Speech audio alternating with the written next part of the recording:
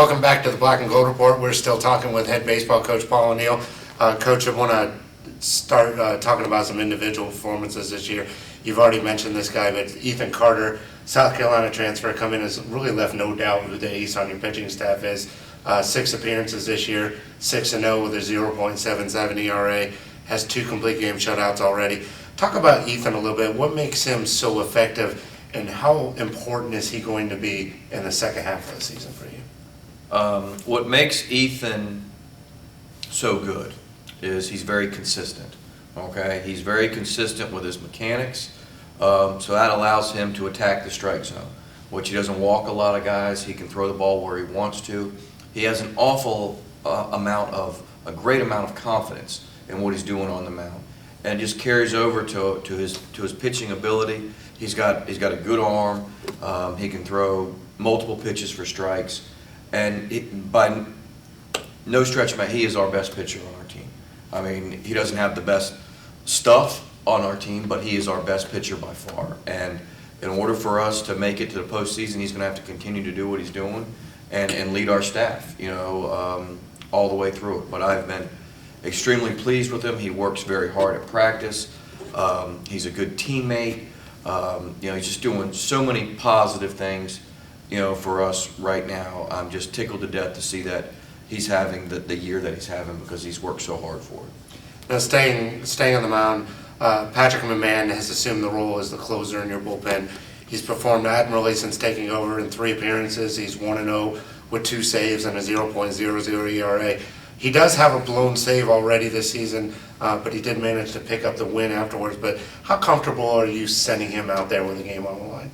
Well, the one thing that I like about Pat is, and I've told Pat that his actual stuff is not, fantastic. It's not the best stuff on our team, but he's got more guts than a lot of guys that have on our team, and he goes out there and he competes and he goes after hitters, and that's what it takes to win at the end of the game. You've got to be really tough individual to, hey, I'm going to stuff it in here, I'm going to throw strikes, I'm going to change speeds, and I'm just going to go at guys and have a belief in yourself that I can do this.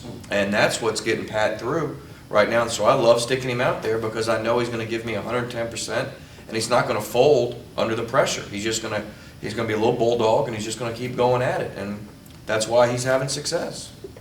Now, offensively, Daniel Fraga, your leadoff hitter, has emerged as your best on-base guy. Had a 19-game hitting streak snapped in the series with Young Harris this past weekend, but he's recorded at least 1 base hit in 21 of your 22 games this year, and has posted 10 multiple hit games.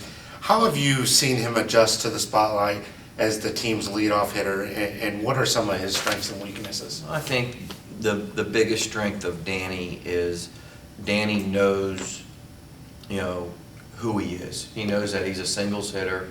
He's not a home run guy, so he goes up there and he tries to hit a line drive. He tries to use the middle of the field, and that allows him to get a lot of hits, where other guys, will start thinking that there's something that they're not, and they get big and they try to get some lift, and they get themselves out. And Danny doesn't do that.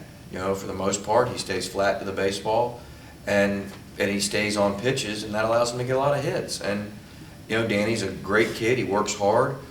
He's a great asset to our team. He's a real good little second baseman, and I feel very fortunate to have him on our club. Now, middle of your lineup, it looks as if Jordan Edgerton is the team's RBI guy this year. He has moved to the 3rd position in your batting order. He saw a good amount of playing time last year, but how have you seen him mature from last year to this year, and especially with his importance to your team's batting order? The biggest change that I've seen in Jordan Edgerton from last year to this year is his work ethic. Last year he went through the motions a little bit as a freshman, and this year he is really working hard on and off the field, in the weight room and at practice, and he's seen his game elevate. And he's a very good player. He's one of our top players on our team. He plays a really good third base. He's batting in the middle of our lineup. He's out there working on his game, continuously. And the more he works at his game, the more he will see his game reward him. And that's a big thing that I talk to him about. If he really gets after it and works to develop himself, then he could see himself playing baseball for a long time. Now talk about the other guys in your batting order that you've been pleasantly surprised with this year. I know you got Dalton Knight hitting over 400, but there's got to be some other guys that you've been pleasantly surprised with this year. Dalton Knight has done a good job. He's been DHing for us. He's getting a lot of singles. We'd like to see him hit more doubles and some home runs for a guy of his size. I mean, that's something that he's going to have to learn to do a little bit as he progresses in his career. Ben Smucker's having a good year. I mean, he didn't play a whole lot last year, and he's been starting in right field for us. Pretty much our everyday right fielder the entire season. He's had a good year. Brett Huffman, first baseman. He's been batting fourth for us. You know, he's been pretty consistent throughout the year. He did hurt his wrist against Montevallo, so the last couple weeks his numbers have dropped off, but he's been out there trying to grind through it, and it looks like he's starting to feel a little bit better, starting to hit the ball, you know, hard again. So those are a few guys that are definitely swinging the bat for us and being consistent for us, you know, from the first game to our 22nd game. Okay. That's all the time we have to talk to head coach Paul O'Neill this week. When we come back, we'll do a winter sports recap, a real successful winter sports season for UNCP. So stay tuned.